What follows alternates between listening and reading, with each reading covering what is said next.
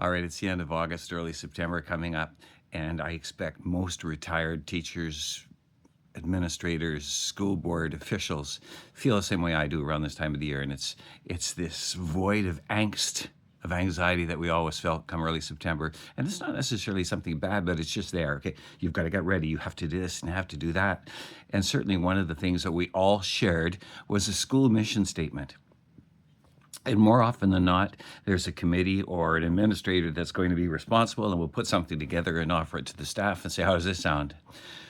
And frankly, if your school mission statement is not something that every student or parent or teacher can't recite or can't remember, very likely it's a waste of time.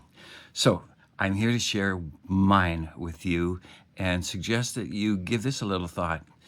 Create something that is global, that includes everyone, and create something that is fresh isn't the word I'm looking for, but is universally understood, that people can remember.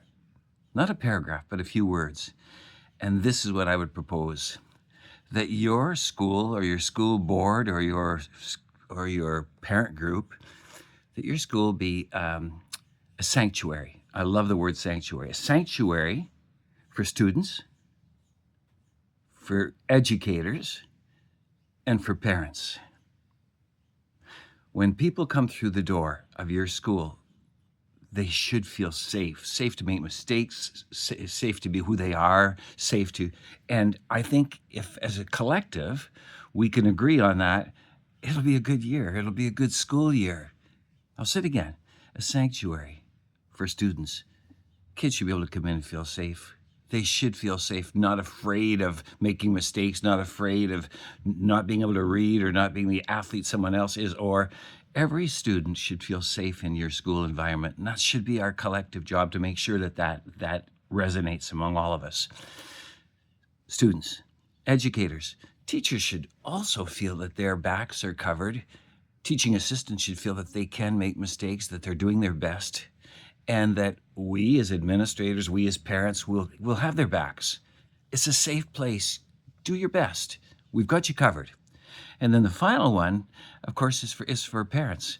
When parents walk into a school, they should feel comfortable and welcome and safe. And if they walk in thinking, all right, I'm going to get it, this isn't good, that's not right. They should feel that it's a sanctuary. It should be that kind of oasis for all three groups.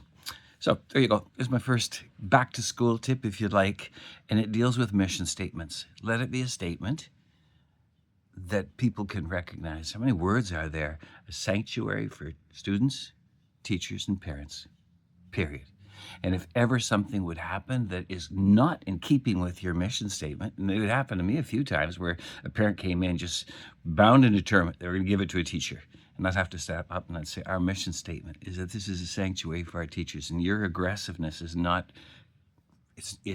part of what we want our school to be. So with that, it's almost school year, and I wish every one of you the very best.